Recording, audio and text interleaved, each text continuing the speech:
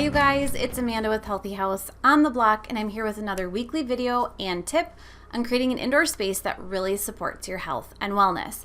This week we're going to talk about helpful databases that you can check out and you can look at to help you find healthy products for your home, your body, and your family.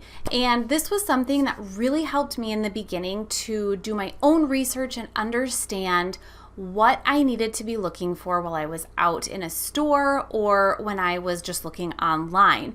So I'm going to share with you several databases. They're very similar to like the Think Dirty app, which I use all the time, but I also like to cross-reference with other databases. So the slides that I'm going to share with you go through this week's blog post in more of a video format. If you are someone who really likes to read the blog post or click the links that I am sharing, I would encourage you to head to the post. It's linked at the bottom of the video description. Otherwise, let's get started and take a look at some of these really helpful databases. So once you know about toxins in most products, it can be really intimidating to find new products, whether it be personal and skincare products or home and cleaning products. The thought of finding an ingredient list and searching through each individual item can feel really daunting, and rightly so. The time that goes into choosing something as simple as a hand lotion or a window spray can be absolutely mind-boggling.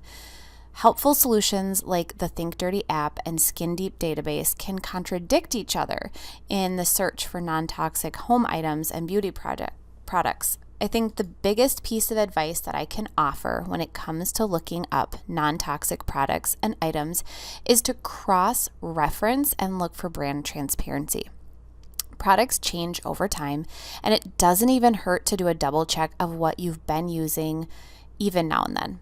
When a company changes the ingredients they use, they're not mandated to inform the consumer. And so sometimes it's a change for the better, but sometimes it could be an addition that leaves the product with undisclosed toxins. And this is why I almost love the idea of ingredient transparency more than trusting a database.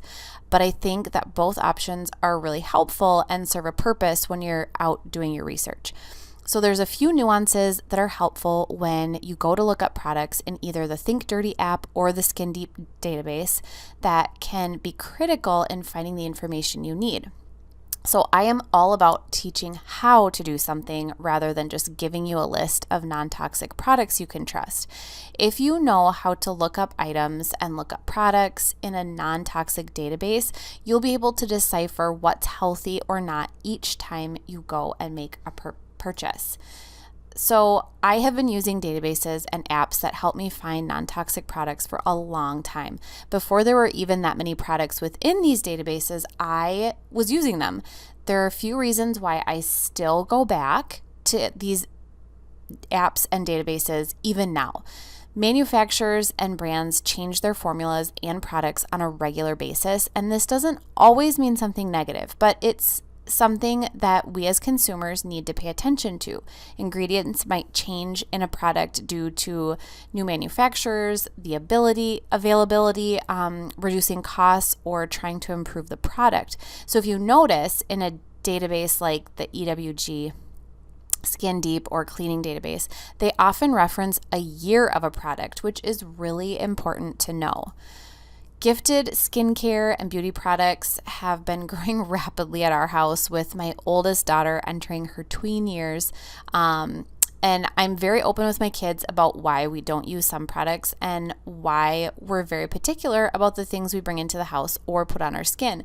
If they get an item as a gift, I just do a quick lookup before we start using it on a regular basis.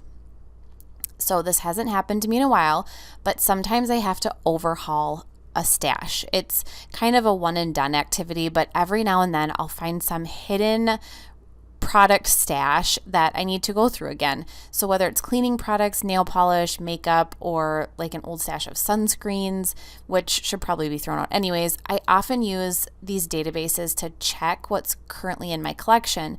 I then end up tossing old products or things that have toxic ingredients. And because we have very defined seasons in Minnesota, we only use things like mosquito repellent and sunscreen during the warmer months. Oftentimes I end up starting back at square one each spring looking up these products on one of the databases because products can change from year to year. And honestly, sometimes I can't even remember what I purchased the year before. So I find it easier to just look up a product's ingredients to make sure that it's not toxic. And then sometimes there's new research. It's always changing and shedding new light on our health and wellness. And the opinion of professionals and researchers is always changing. We as consumers have to be able to pivot our thinking and products when that new information or study tells us something new.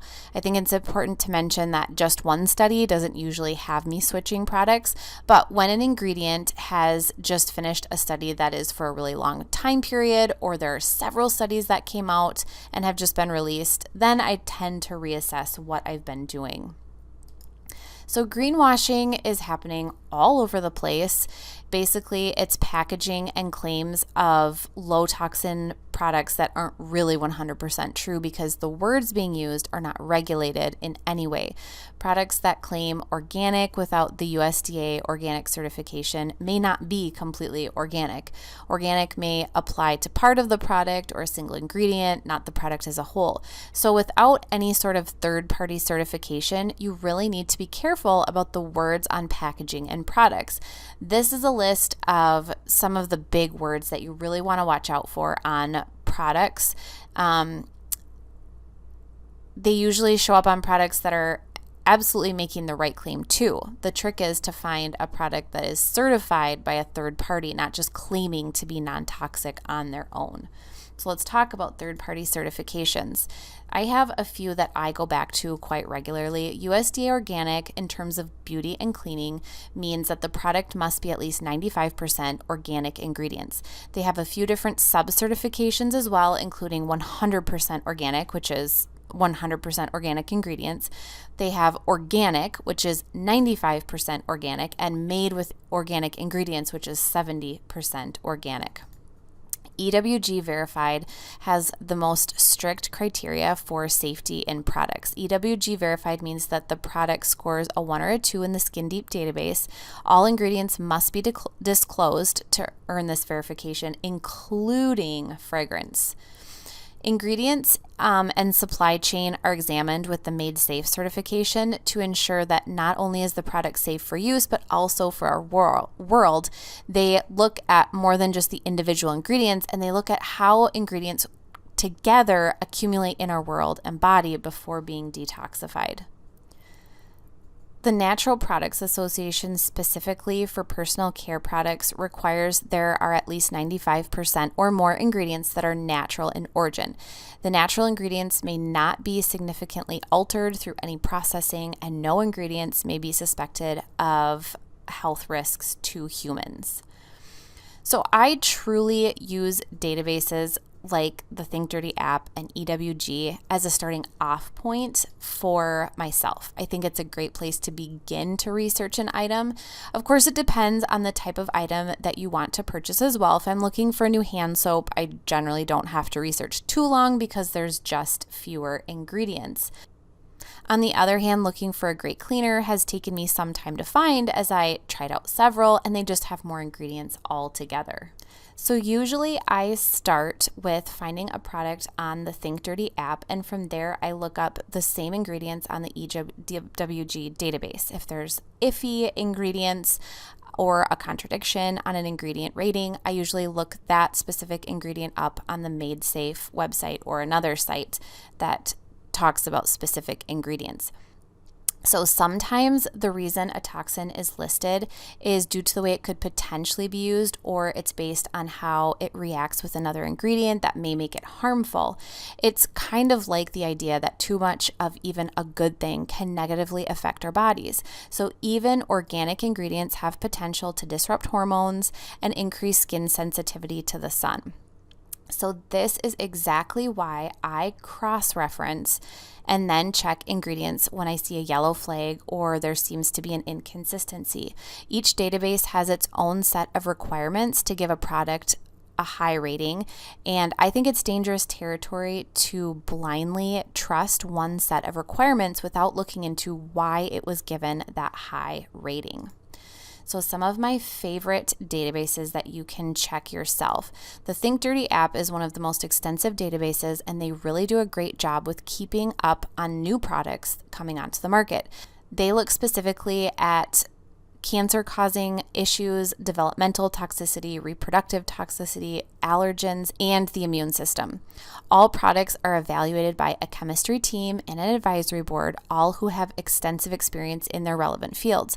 So I think it's better to look at the ingredient list with the Think Dirty app rather than their rating, as it seems to be a bit skewed and taken out of context sometimes. EWG Skin Deep and Cleaning Database has a huge database and is constantly updating their product list. I also love that they disclose years on some of the product that may have undergone formula changes. EWG will also disclose if the product has ingredient transparency or not and break down each ingredient in the formula. I like to look at the individual ingredient in their rating for a product, but I do trust the EWG verified products as I purchase for myself. MadeSafe has a database that's not quite as large as the other two databases, but I fully trust the MadeSafe certification. They certify that products are made with safe ingredients and have no ingredients that are suspected to harm human health. It definitely makes it easier to shop with their databases as there are fewer choices because fewer companies hit the mark on the certification. Remember, of course, companies must apply and pay for the MadeSafe certification, so even if a product is not on their certified product list, it doesn't mean it shouldn't be considered. And then finally, the Code Check app. This is a handy app to have on your phone when you're in a store shopping. You can simply scan the product and get the rating.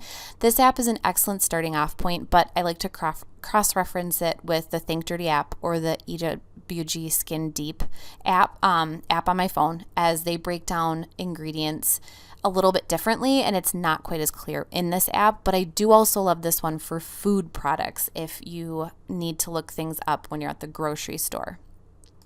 So I think it should also be said that I don't always choose the absolutely most toxin-free product I can find. As with anything, each of our bodies and our homes are specific to us and our needs, and my skincare needs will vary drastically from someone else's, and what works for them may not work the same for me.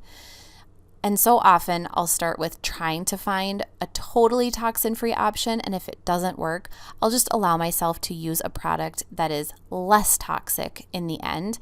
I specifically pay attention to fragrance and hormone disrupting ingredients, however. Those are deal breakers for me, and I don't allow them into my home if I can help it. You have to remember that even choosing a less toxic product can sometimes give your body and home enough of a break that makes an impact. Stressing over a product that you don't like or you're using can be just as toxic to your body. While stress is not a toxic ingredient, it does negatively affect our bodies, and I think we should try to avoid it just the same as we avoid negative ingredients. If you want links to anything that I talked about in this week's video, head to the link at the end of my video description. You guys, thank you so much for hanging out with me. I really hope that you can use these helpful tools, the databases that I have shared, and I hope that you're able to learn as much from them as I have over the past few years. If you have any questions at all, please feel free to leave me a comment, send me a message. Otherwise, I will be back again next week with another healthy house tip on creating an indoor space that really supports your health and wellness.